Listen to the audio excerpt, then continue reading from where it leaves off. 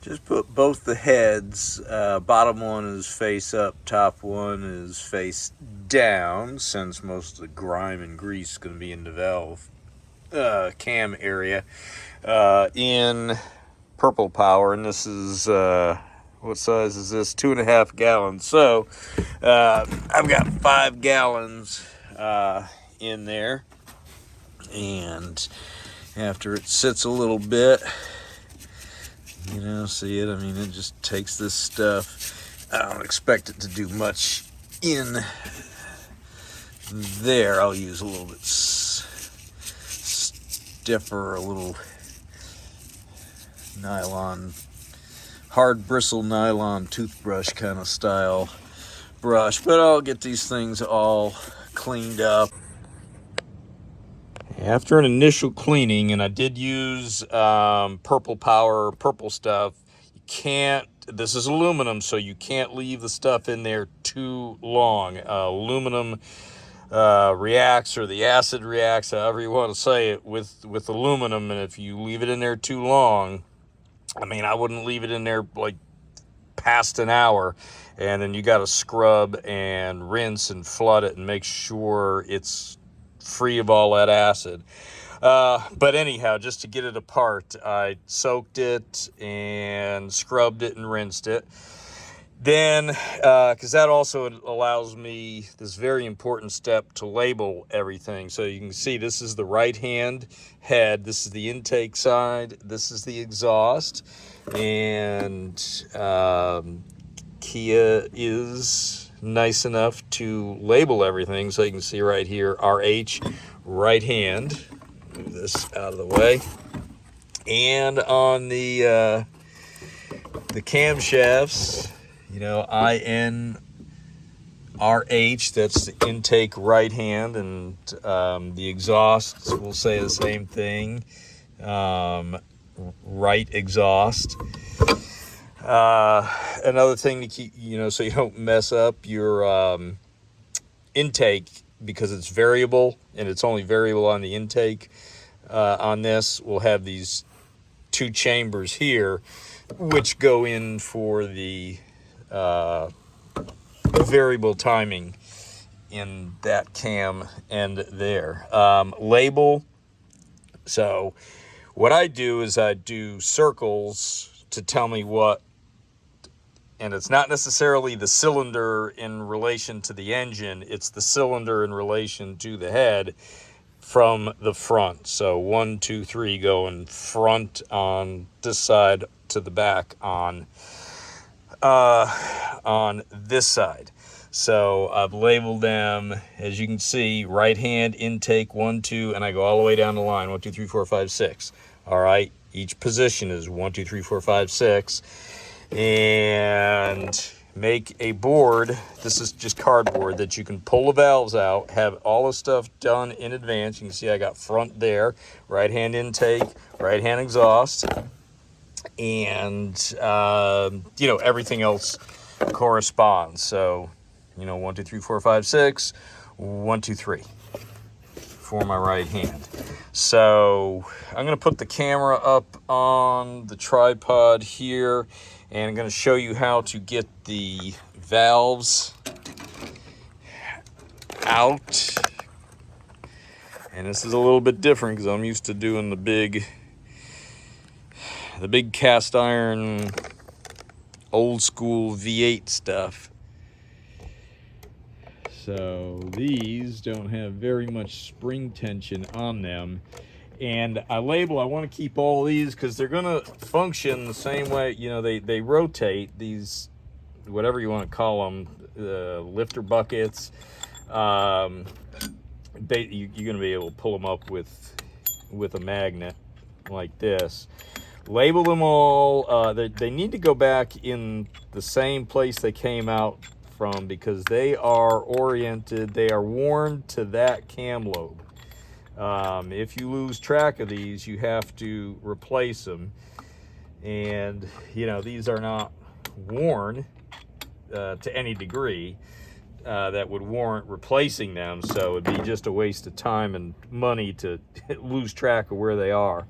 So we see that everything's labeled. We can go ahead and take these out, and then you're gonna have to kind of clean them one at a time, because cleaning them will get the labeling off of them. So to get these out, this is a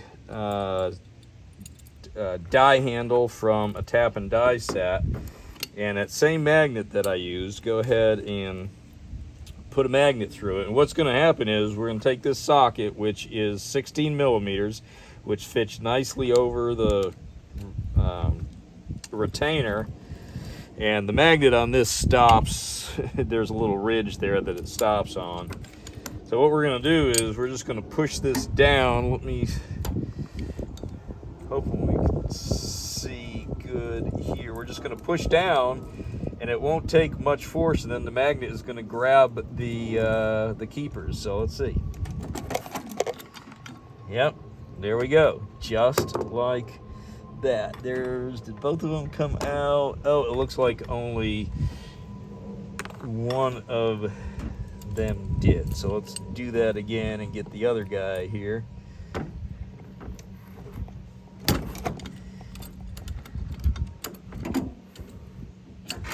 Now, it's hard to see. It's still dirty down in there, and I'm in some harsh light out in the sun here. There we go.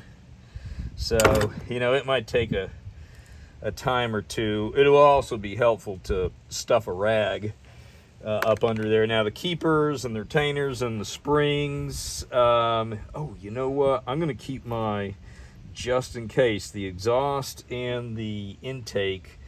Those could very well be different springs. So, keep your exhaust and your intake springs separate. So helpful to have Ziploc bags handy so you can bag and tag. So just going to go down the line, and I'm going to keep track of my intake and exhaust springs, the keepers, the retainers, all of that stuff is the same. So I'm going to pop this apart. Let's see if I can show the valve seal is down in here. And see if we, you know what, let me push out the, whoops, not necessarily all that smooth there. Let's pull out the valve, all right? See, the valve just came right out like that, and we're gonna put that right here put this right into our board so we can keep track of it, because we're gonna clean those on a wire wheel on the bench. And down in here is the valve seal. There we go. And just kind of hook in there and pick it out. And there is our valve seal that, you're going to want to change, for two reasons. Once you put it into purple stuff, the acid eats into that rubber, and if you're going to go through all this trouble, it's kind of silly not to, go ahead and take the valves out and then just do put the valve grind compound on them and lap them. So I'm going to take these all the way apart, and that way I can clean out the exhaust, and most importantly, I'm not sure, this one's probably showing up, all this ook and carbon here that was built up on the intake runners. So I don't know if that's a Kia thing or the method of fuel injection thing, or PCV valve allowing too much oil to get sucked up into the intake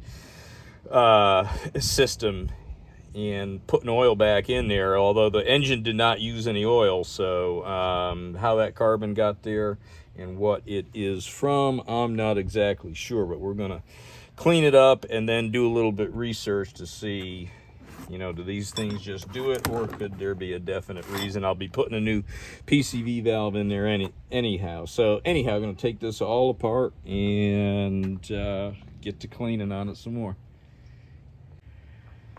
All right, just to show you how this is going, and what I'm going to do is I'm going to zoom down in there. I've flipped the head around. I'm still on the same head, the right hand head, so I'm doing the exhaust side. I've done the intake before, but I just wanted to show you. And now, so I've got my spring bag for this side labeled. The other one was the exhaust. The first side we did. Take a rag and stuff it up underneath there. That makes sure that valve is going to hold in place.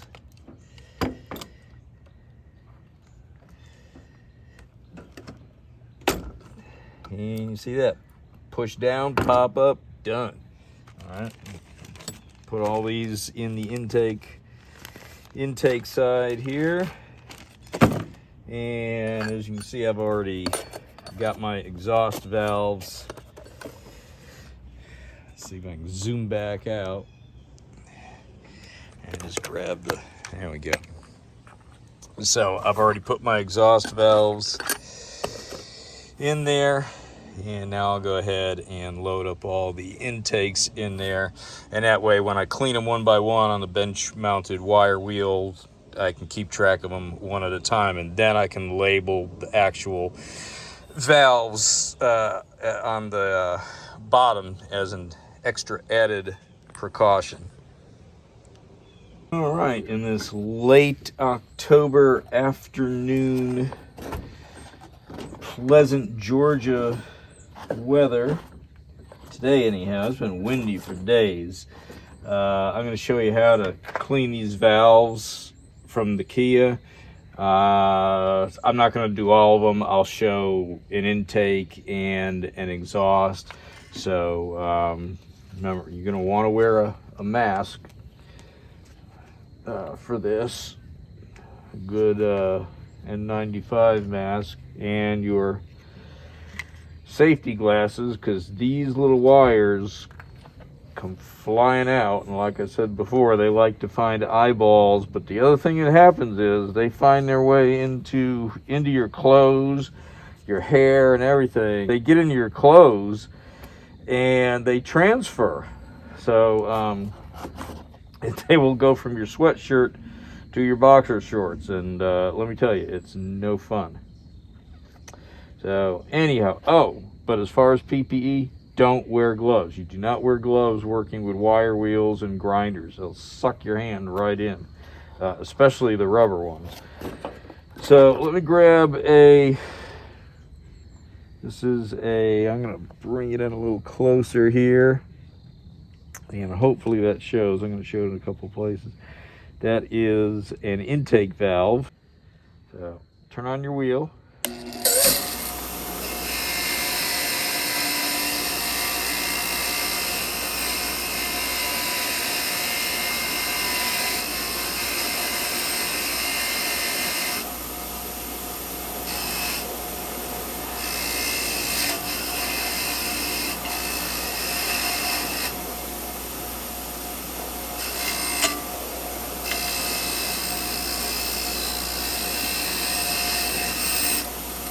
Alright, and that's really all there is to it. That's the intake.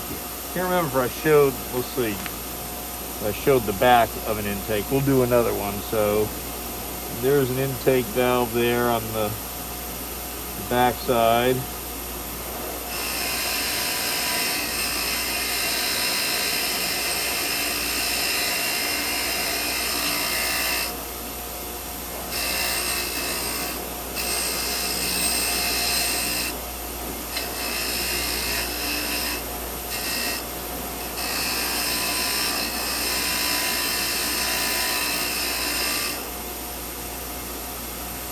Alright, so there we go.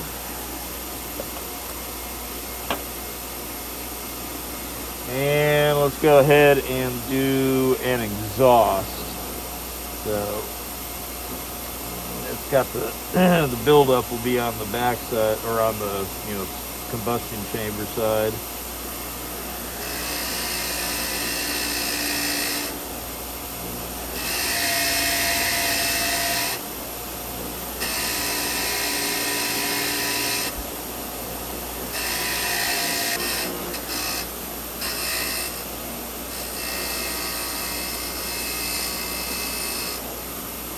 Alright, so it's nice and clean, and then when I lap them, that will take care of, the lapping will clean that up right there. So as you can see, the exhaust takes a little bit more effort than the intake. So multiply that by however many valves you have. You know, that's one head. We got two, and that's how long it'll take.